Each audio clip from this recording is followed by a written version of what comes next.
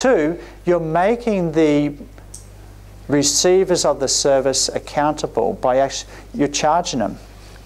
You're charging them.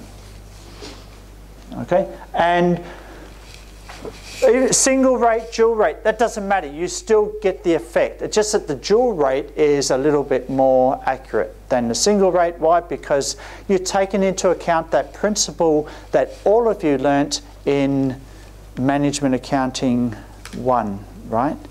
The principle of relevant costs. Okay, single rate doesn't take into account that principle. All right, let's go to your next part, next stage. Let me repeat, this is a quantitative intensive lecture I'm going to give until 3 o'clock. So I want you to just go try and really absorb this example, and it'll be very good learning for you, okay? Rather than me just talk and not show you some real example. Let's have a look. If we use a single rate method, then we have a budget usage of 12,000 hours. How do we know we have that much budget? Because one division said what? One division said 9,000, the other one said 3,000. No? Can you all see that? Do you want me to lift up the... okay. Okay, have a look at that. Do you have any questions on this page? Are there any questions? Have a look at the numbers.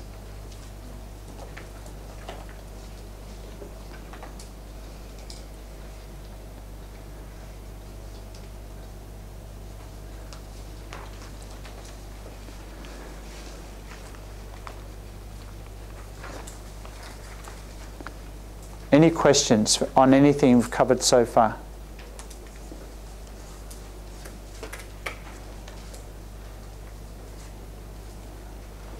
Silence, dead silence. Wow, and yawns too. And yawns too. All right, budgeted usage, 12,000 hours. The total cost pool is, you got your fixed plus variable, so you're 5.4 million. No? Is that right? So therefore the budget rate per hour is 450, and then we just apply it to the two divisions. Then we multiply it by, on the single rate method, one used 9,000, the other one budgeted 3,000. You promised us this is how much you're going to use. Okay, no matter what you use, we're just going to allocate to you what you promised, because here's our total costs. We have to allocate 100% of those costs. You have this much, you have that much. So that's the simplest approach you can take. How is the dual rate method different? Okay, starting with a single rate, now we go to the dual rate. Yes?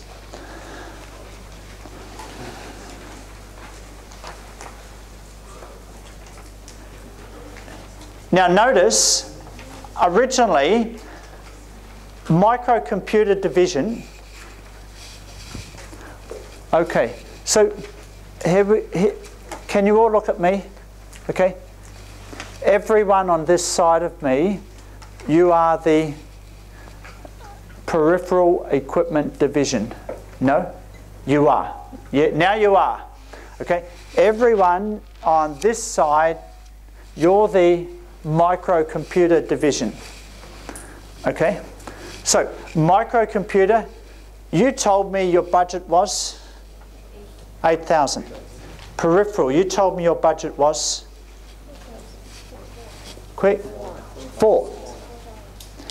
You end up using 1,000 more. You used 1,000 less. So, are you happy? Why are you happy? What? We are using less, so we are cost less. So you get allocated less, and what happens to microcomputer? You get allocated more. Okay. And you actually get allocated probably more than if you were honest. If you really knew that you were going to use 9,000 and you budgeted 9,000, it would have been 9 plus 4, that's 13,000. You with me? Okay, so 13,000 would have gone into here. All right, what's the calculation? Quick. I want you to feel the difference, okay? Because departments play these games all the time.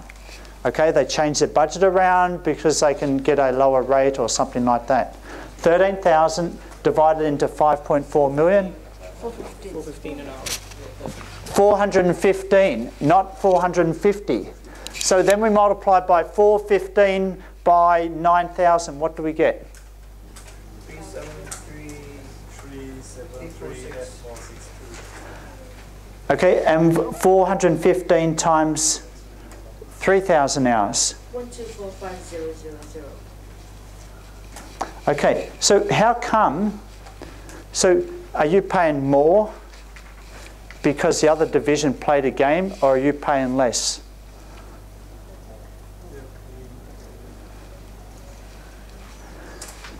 Okay, if you change from 4 to 3, the other one changed from 8 to 9. I want you to think about that. Okay, you're getting allocated less.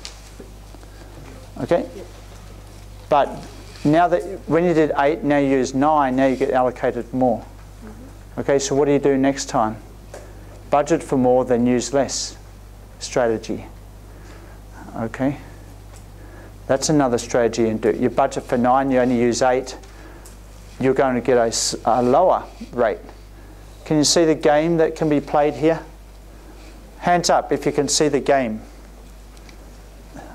All right, just understand that there's game playing potential problem here. All right, when we rely on the computer department to lie, or we give them the potential to lie because we're relying on them for accurate information. We don't know everything about what they're going to use. So the tendency under the single rate is, it's probably better to over budget and underuse. Okay, because you're going to be allocated on the actual usage, not the budget, and the budget becomes a denominator in working out the rate per hour. See that? Okay, so when you go out here today, just think about the games that can be played about the budget beforehand and the actual usage afterwards. Under the single rate, that game is very intense. Okay? Under the dual rate, we actually lessen the problem of that game. Because no matter what budget you tell me, I'm going to allocate you and you the fixed costs. Not on your actual usage, but on the budgeted capacity you said you want. Okay? So even though microcomputer, you use 9,000, but you told me you're only going to use 8,000, we're going to allocate fixed costs based on that. Okay? And peripheral equipment, you said 4,000. You only use 3. I'm going to still allocate 4,000 hours worth of fixed costs. That is your loss because you didn't give me an accurate budget. You see that? So you make people accountable for the budget they give you. Okay, I know we're going very slow, it's very quantitatively heavy, but under the dual rate method, we still have that problem, but we lessen that problem a little bit. Okay, so we have fixed costs and we have the variable costs. Notice now the fixed costs are multiplied by budget. That doesn't change, you see. So you promise you need so much capacity. Half of that single rate now, okay, 250 per hour, look, more than half is going to be allocated based on what your budget is. No matter you use all your budget, you use more, you use less, I'm still going to allocate on your budget. So the dual rate helps to reduce this game playing that happens, but the difference between budget and actual use. And we try and get more accuracy in that allocation in that way. Okay, part of your learning objective 2 is to understand under the method, allocation of support costs can be based on 3 scenarios: budgeted overhead rate and budgeted hours. That means I'm going to allocate to you based on whatever you budgeted for. If you use more or less, I still going to allocate on the budget. And that probably, you would do that when you care so much about how much it costs to invest in that capacity. So you want to make people directly responsible for their budgeted usage that they expect to use, because you grow your capacity to meet what everyone wants. No? Okay? I don't just invest in IT and then say, this is how much you should be using, because I don't know how much you need to use. You need to tell me your budget. So this is how you get around that gameplay: budget overhead, budget hours. Budget overhead and actual hours. Now we have the potential for more game playing. With a single rate that can make a difference. With a dual rate we can lessen that problem a little bit. And then we have actual rate and actual hours. This is problematic. Why would that be problematic? Actual rate and actual hours. It's hard to predict. It could be out of control. You could get to the end of the period and when we're allocating, the costs could go up by 20-30% out of the expectation of the divisions. We didn't know it was going to be this high. Who was controlling the IT costs? That's your responsibility. We shouldn't have to pay all this. So now you have a conflict in the organisation. So we've got to use some budget. We've got to have some forecasting and stuff. And we're trying to get all the relevant people involved to participate in that budget setting. So I know all of you don't like budgeting. It's a bit boring, and I agree. But I want you to don't think so much about budgeting. Just think about the decisions that we are trying to make, okay? And the parties involved and what their incentives are to actually give you accurate information or to lead you down the path of inaccurate information, okay? So there's a bit more information here, and that's the example that we go through. What we're going to do now is budgeted actual cost allocation, fixed costs only. So we want to control service, signal relevant costs. Repeating this again, we want to control user efficiency and we want to control capacity. These are all the potential decisions or the potential areas we want to allocate costs for.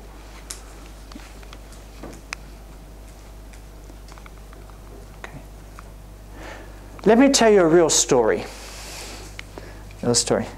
How many of you have gas at home? You know gas? Gas comes to your home, yes? And put your hand up if you have gas in your home. So some of you don't have gas at all? No gas? Electricity? Do you have electricity? Yes. Okay, good. Okay, most homes in Hong Kong have gas. Okay, now what happens every month or something, you get a polite letter from the gas department to say, please read your meter. Is that right? We have a person coming to the house. Sometimes they do, but if you're not home, they can't get in the house. And so they'll leave a courtesy letter saying, could you read your letter, dial this number and tell us what your meter is. Well, when I first come to Hong Kong, and I was living in quarters at City University of Hong Kong, I thought, I don't have time for this. All right, and I'm never home. So they always come around and leave a courtesy, and I just ignored it. I ignored it for, it must have been 18 months or 2 years. Then I thought, I better check this. I better check this and see if it's not getting out of control. So I checked the meter reading, and I think it was digits out of control. And I think there was about $6,000 or $7,000 bill I had to pay for that difference. And I was really grateful to the gas department because I had that interest-free for those 18 months. Like, that's out of control. That's out of control when you can, when users can get away with things like that, okay? That's a real, but this meter is a way of checking my usage and making me responsible, but that's only if I check it every month, okay? But it caught up with me in the end because the meter is accurate, right? So we're interested in signalling relevant costs. Why? For decision making. We're interested in controlling. Why? Because we want people to think twice. We want services to become more efficient over time. So for example, how many of you, or all of you, how many of you pay school fees? All of you pay school fees. Even if it's subsidised, you pay some fee, okay? Well then some of that money goes to me. Only some, okay? Do you know how much on average in Hong Kong, in universities around the world? Because I was on the value-based management committee of the City University of Hong Kong back in 2005. And so we actually had a look at the reports, the percentages of student fees that go to teachers. And you think, we're overpaid and really don't deserve to be in front and lecturing to you, right? Put your hand up if you agree with that. Everyone's afraid to put their hand up, okay. All right, but this is true, right? It's only about 49%, less than 49%. Okay, it's not 90% that goes to the professors. Less than half. Where do all the other costs go? Admin. What a waste. What a waste. They could get 2 for the price of 1. 2 of me. Can you imagine having me twice per week? No, don't think of that. All right, so my point is that you're paying fees and then half it goes to administration. Can you think how much universities, they could be more efficient? Like, put your hand up if you think you're getting A-grade service when you contact administration in the university. No, put your hand up if you think it could improve. Yeah, so cost allocation can help that. How? We could take an engineered cost approach to improving admin services. This is real. Okay, if they got me as a consultant, I'm telling you, what's an engineered approach? That is, here are your inputs, here are your outputs, here's the process. You need to improve the process by 10% compared to the last 2 years. That's an engineering approach. So what are the inputs? Number of student inquiries. What are the outputs? Number of inquiries process. Or student enrolments, number of students enrolled. Okay? How many people do you have in your department? Oh, we have 100. How many students do you enroll? 2,000. So how many students per head is that? 2,000 divided by 100? 2,000 divided by 100? You're leading me down the garden path here. So so that's 20 students every person. So now we create an efficiency indicator, you see, based on input output. And then as a consultant you say, okay, next year I want your efficiency needs to go from 200 per head to 220 per head, or 210. I want a 5% improvement. And you can do that if you don't have turnover. How do you do that? What did you do in the balanced scorecard game? You do more training. Okay? You see, the more understanding you have of cost allocation, now you know, you're aware now that 50% of your fees are going into admin. So when you complain next, half my fees are paying for you. Half my fees are paying for you. Okay? I'm not happy with your service. You see? You know, how many of you are more angry now that half your fees are going to admin? You see? So the information I told you is about a cost allocation. You see that? See how cost allocation changes your mindset? You just thought the admin people, they were just 10%, you know, just little admin costs that just adds on top of the professors' salaries. No, it's half. You see, that's the mentality. That's what cost allocation does. That's why it's effective in organisation. So that's what we mean by number 1. That's what we mean by number 3. You see that? See, that's the theory there. The story I painted is the reality. The more you communicate how costs are allocated in the organisation, you make people more aware of the resource use in the organisation. Let's get to the end of this example and then we'll have a break. Oh, it's 3 o'clock. We need to have a break. Okay, what I haven't had time to do is go over, here's the practical capacity. We could focus on budgeted long-run usage. So we commit the 2 divisions to that usage, and then we allocate variable costs, and even in the actual usage, that's a summary of what happened. And now we can think about different allocation bases and how that will change. So let's have a break. I want you to digest that over the break. Okay, so we go to this now. This is in your textbook. It's in your textbook. And this is real. So I'll start talking again in about 10 past 3. We'll just come back to this, okay? Okay.